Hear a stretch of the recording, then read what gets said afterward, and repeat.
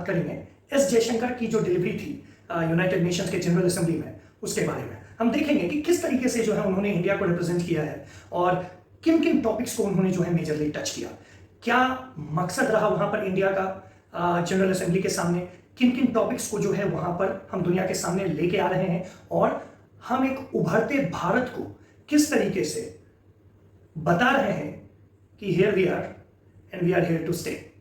चलिए सबसे पहले जो है जयशंकर जी को जो है सुनते हैं और फिर हम डिस्कशन आगे बढ़ाते हैं। Socio-economic gains of recent years have been rolled back.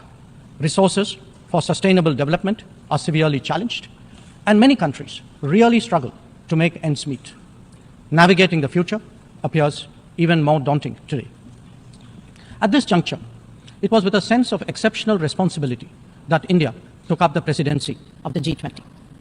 Our vision of one Earth, one family, one future sought to focus on the key concerns of the many, not just the narrow interests of a few. In the words of Prime Minister Narendra Modi, it was to bridge divides, dismantle barriers, and sow seeds of collaboration that nourish a world where unity prevails over discord and where shared destiny eclipses isolation.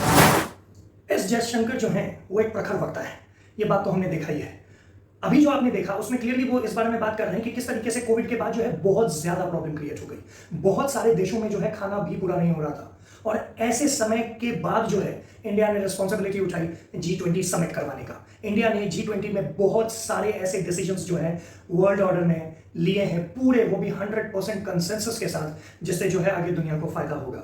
In fact यही नहीं, एक चीज जिसके लिए G20 की presidency दुनिया भर में हमेशा के लिए याद रखी जाएगी, जिसको इंडिया ने कंडक्ट कराया, वो ये है कि इंडिया ने अफ्रीकन यूनियन को जो है G20 में ऐड करके G21 बना दिया इसको। Mr. President, the most populous nation and the fifth largest economy in the world knows that its progress makes a real difference to the world. Especially so when so many nations identify with us for reasons of history, of geography and of culture. और इस बात में एक सच्चाई भी है,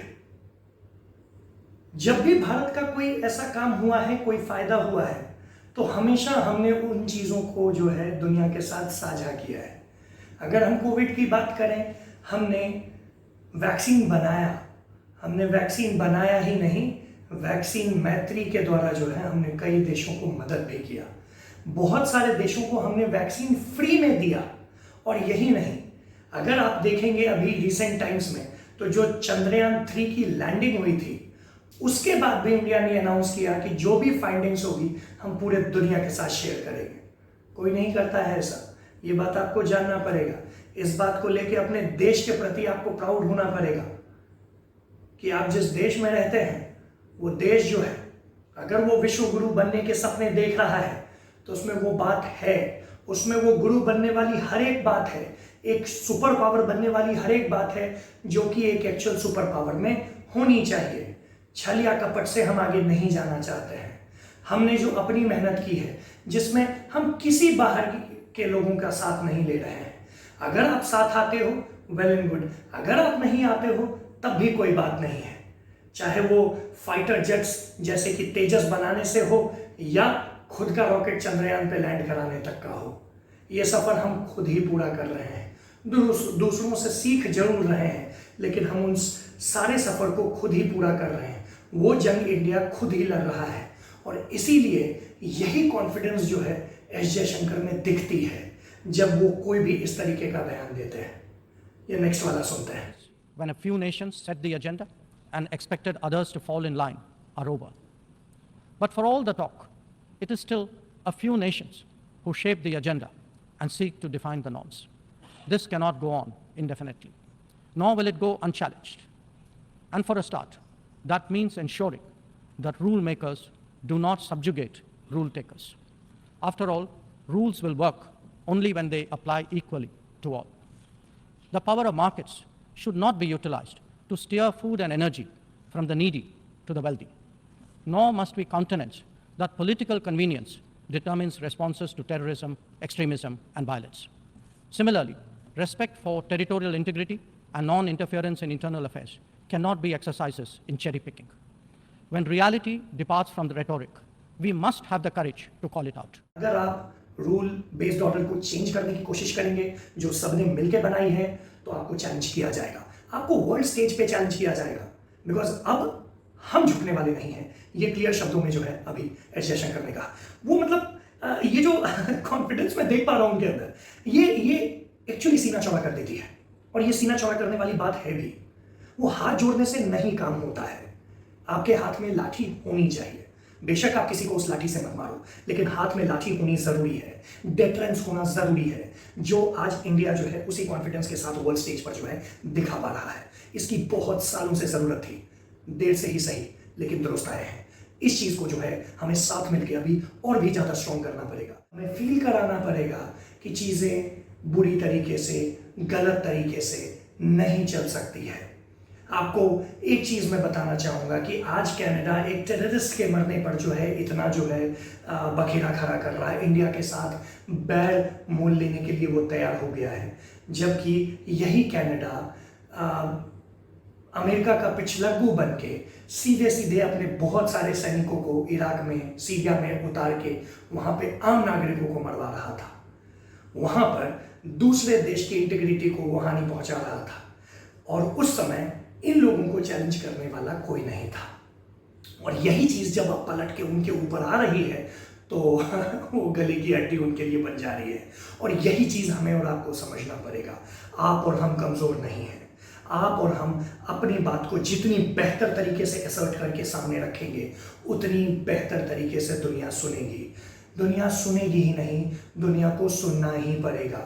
हर एक society में देखो प्रॉब्लम है, बट द पॉइंट इज कि अगर हम सबका भला करते हुए, सबको साथ लेते हुए आगे बढ़ना चाह रहे हैं, तो फिर इसका कोई सानी नहीं हो सकता है। इन्होंने बिना कनाडा का नाम लिए हुए जो है ऐसी ऐसी बातें इन्होंने बोल दी जो कनाडा को बहुत ज्यादा चुभेगी। आप टेररिज्म में पिक एंड चूज नहीं कर सकते हैं, एज सिंपल एज दैट। अपने पॉलिटिकल कन्वीनियंस के लिए आप ऐसा तो डेफिनेटली नहीं कर सकते हैं। अच्छा, अभी पहले अगर ये समझे हम कि आखिर कनाडा में ये बात आई कहां से। It has never been a country like this. अपने काम से हमेशा काम रखा है कनाडा ने। ऑफ कोर्स पिताजी से आई है, पापा अमेरिका से। पापा अमेरिका जो है हमेशा ही तो दूसरे के फट्टे में टांग अड़ाने का काम करता था। पापा अमेरिका बिना मतलब का इराक को जो है रिल के आ गया। पापा अमेरिका पूरा अफगानिस्तान को खत्म करके आ गया, पूरे अफगानिस्तान के सिस्टम को बिगाड़ दिया, सीरिया के सिस्टम को बिगाड़ दिया, और मिडिल ईस्ट में पूरी तरीके से जो है प्रॉब्लम क्रिएट कर दी। यही चीज जो है कनाडा में आ रही है। कनाडा देख रहा है कि ठीक है, we are white, we are the best, who can question us, we will.